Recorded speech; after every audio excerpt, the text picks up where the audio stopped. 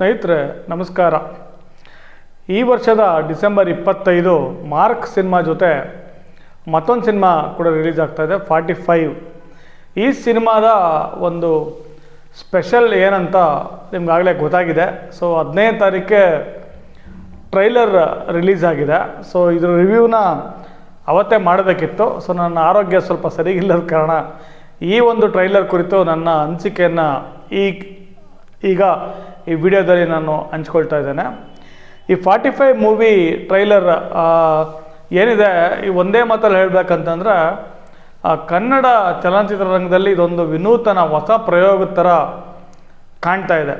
So ಈ ಪ್ರಯೋಗ ಖಂಡಿತ ಫಲ ಕೊಡುತ್ತೆ, ಯಶಸ್ಸು ಸಿಗುತ್ತೆ ಅಂತ ಆಶಿಸ್ತಾ, ಇದು ಏನಾದರೂ 100% ರಿಸಲ್ಟ್ ಬಂದರೆ ಕನ್ನಡ ಚಲನಚಿತ್ರರಂಗ ಮತ್ತೊಂದು ಲೆವೆಲಿಗೆ ಹೊರಟೋಗ್ಬಿಡುತ್ತೆ.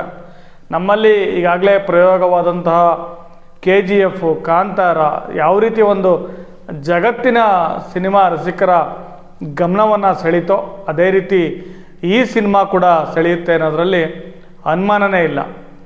ಮ್ಯಾಜಿಕಲ್ ಕಂಪೋಸರ್ ಅಂತ ನಮ್ಮ ಸಂಗೀತ ನಿರ್ದೇಶಕ ಅರ್ಜುನ್ ಜನ್ಯ ಅವ್ರನ್ನ ನಾವು ಕರಿತೀವಿ. ಸೊ ಅವರು ಮ್ಯಾಜಿಕಲ್ ಡೈರೆಕ್ಟರ್ ಆಗಿಬಿಡ್ತಾರೆ. ಇದು ಅವರ ಒಂದು ಡೆಬ್ಯೂಟ್ ಮೂವಿ, ಇದೇ ಮೊದಲನೇ ಸಿನಿಮಾ. ಸೊ 45 ಅಂತ ಅವರು ಸಿನಿಮಾ 2 ವರ್ಷದಿಂದ ಮಾಡ್ತಾ ಇದ್ದಾರೆ. ಸೊ ಅವರೇ ಕತೆ, ಚಿತ್ರಕಥೆ ಎಲ್ಲ ಬರೆದು ನಿರ್ದೇಶನ ಮಾಡಿ ಸಂಗೀತ ನಿರ್ದೇಶನ ಕೂಡ ಅವರೇ ಮಾಡಿರುವ ಒಂದು ಈ ಸಿನಿಮಾ ಟ್ರೈಲರ್ನ ಹೇಳಿದ್ನಲ್ಲ, ತುಂಬ ದೊಡ್ಡ ಮಟ್ಟದ ಎಕ್ಸ್ಪೆರಿಮೆಂಟ್ ಥರ ಕಾಣ್ತಾ ಇದೆ ಮತ್ತು ವಿಶಿಷ್ಟವಾಗಿದೆ. ಇದು ಟೀಸರಿಂದನೇ ಕೂಡ ಭಾಳ ಗಮನ ಸೆಳೆದಿತ್ತು. ಬಹುಮುಖ್ಯವಾಗಿ ಇದು ಕನ್ನಡದ ಮಲ್ಟಿ ಸ್ಟಾರರ್ ಸಿನಿಮಾ. ಇದರಲ್ಲಿ ನಟ ಶಿವಣ್ಣ ಇದ್ದಾರೆ, ನಟ ನಿರ್ದೇಶಕ ಉಪೇಂದ್ರ ಅವರಿದ್ದಾರೆ, ಆಮೇಲೆ ನಟ ನಿರ್ದೇಶಕ ನಿರ್ಮಾಪಕರು ಆಗಿರುವ ರಾಜ್ ಬಿ ಶೆಟ್ಟಿ ಅವರಿದ್ದಾರೆ. ಈ 3 ಸ್ಟಾರ್ಗಳನ್ನ ಇಟ್ಕೊಂಡು ಈ ಸಿನಿಮಾ ಮಾಡಿದ್ದಾರೆ. ಈ ಸಿನಿಮಾ ಮಾಡೋದಕ್ಕಿಂತ ಮುಂಚೆನೇ ಅನಿಮೇಟೆಡ್ ಫಾರ್ಮ್ಯಾಟಲ್ಲಿ ನಿರ್ದೇಶಕ ಅರ್ಜುನ್ ಜನ್ಯ ಅವರು, ನಿರ್ಮಾಪಕರಾದ ರಮೇಶ್ ರೆಡ್ಡಿ ಅವ್ರಿಗೆ ಮತ್ತು ಶಿವಣ್ಣ ಅವ್ರಿಗೆ ಈ ಒಂದು ಸಿನಿಮಾನ ಕಥೆಯನ್ನು ತೋರಿಸಿ ಈ ರೀತಿ ಬರುತ್ತಿದ್ದು ಅಂತ ಹೇಳಿರೋ ಕಾರಣಕ್ಕೆ ಶಿವಣ್ಣ ಅವರೇ ಎನ್ಕರೇಜ್ ಮಾಡಿ ಈ ಸಿನಿಮಾನ ನೀವು ಡೈರೆಕ್ಟ್ ಮಾಡಿ ಯಶಸ್ಸು ಸಿಗಲಿ ಅಂತ ಹೇಳಿದ್ರಿಂದ ಮುಂದುವರೆದು ಅರ್ಜುನ್ ಜನ್ಯ ಅವರು ಈ ಸಿನಿಮಾ ಮಾಡಿದ್ದಾರೆ ಅಂತ ಕೇಳಿ ಬರ್ತಾ ಇದೆ. ಟ್ರೈಲರ್ ಮಾತ್ರ ಭಾಳ ಒಂಥರ ವಿಶಿಷ್ಟವಾಗಿ ಮೂಡಿ ಬಂದಿದೆ. ಇದರಲ್ಲಿ ಒಂದು ಪಾತ್ರ ಯಮ, ಶಿವ ಮತ್ತು ಯುದ್ಧ, ಸೊ ಮುಂದೇನಾಗುತ್ತೆ ಅನ್ನುವ ಕುತೂಹಲ ಮತ್ತು ವಿಶಿಷ್ಟ ಪಾತ್ರಗಳು ಕೆಲವು. ತಮಿಳಿನ ರಾಜೇಂದ್ರನ್ ಬಂದಿದ್ದಾರೆ, ಪ್ರಮೋದ್ ಶೆಟ್ಟಿ ಅವರಿದ್ದಾರೆ. ಸೊ ಇವರೆಲ್ಲ ಈ ಸಿನಿಮಾದಲ್ಲಿ ಯಾವ ರೀತಿ ಒಂದು ಪಾತ್ರವನ್ನು ಮಾಡಿರ್ತಾರೆ, ಒಟ್ಟು ಕತೆ ಏನಾಗಿರುತ್ತೆ. ಸೊ ಅರ್ಜುನ್ ಜನ್ಯ ಅವ್ರು ಹೇಳೋ ಪ್ರಕಾರ ನಮ್ಮದೊಂದು ಸಂಸ್ಕೃತಿ ಇದೆ, ಅದನ್ನು ಮರ್ತಿದ್ದೀವಿ, ಅದರ ಒಂದು ಸಮಸ್ಯೆಗಳು ಈಗ ನಾವು ಎದುರಿಸ್ತಾ ಇದ್ದೀವಿ. ಸೊ ಅದೇನು ಅಂತ ಸಿನಿಮಾದಲ್ಲಿ ಇರಲಿದೆ ಅಂತ ಹೇಳ್ತಾರೆ. ಟೋಟಲಿ ನೋಡಿದಾಗ ಸ್ವರ್ಗ, ನರಕ, ಮನುಷ್ಯನ ಜೀವನ, ಉಚಿತವಾದಂತಹ ಒಂದು ಹುಟ್ಟು, ಖಚಿತವಾದಂತಹ ಒಂದು ಸಾವು, ಇವೆಲ್ಲ 45 ನಿಮಿಷಗಳು ಮಾಡ್ತಾರೋ, ದಿನಗಳು ಮಾಡ್ತಾರೋ, ಆ 45 ಅನ್ನೋ ಒಂದು ಬೌಂಡ್ರಿನಲ್ಲಿ ಏನಾಗುತ್ತೆ ಅನ್ನೋದನ್ನು ಕಟ್ಟಿಕೊಡುವ ಪ್ರಯತ್ನ ಅಂತ ಕಾಣ್ತಾ ಇದೆ.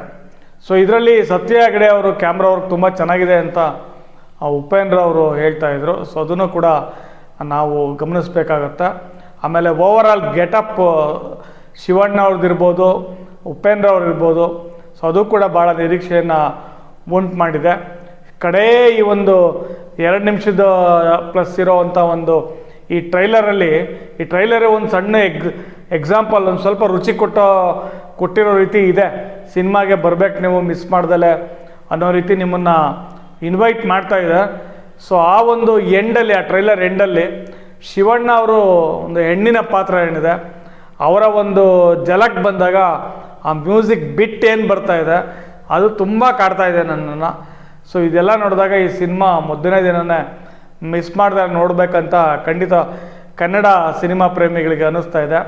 ರಾಜ್ ಬಿ ಶೆಟ್ಟಿ ಅವ್ರು ಹೇಳ್ದಂಗೆ ನಮ್ಮಲ್ಲಿ ಯಾವಾಗಲೂ ಒಂದು ಮಾತಿದೆ, ಪರಭಾಷಾ ಚಿತ್ರಗಳ ಹಾವಳಿಯಿಂದ ಕನ್ನಡ ಚಲನಚಿತ್ರರಂಗ ಸೊರಗ್ತಾ ಇದೆ ಅಂತ.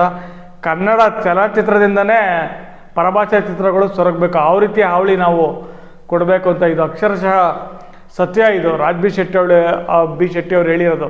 ಸೊ ನಾವೇ ಅವರಿಗೆ ನಮ್ಮ ಸಿನಿಮಾಗಳ ಮೂಲಕ ಟಾರ್ಚರ್ ಕೊಡಬೇಕು. ಈ multi starrer cinema PAN India cinema ಕೂಡ ಹೌದು.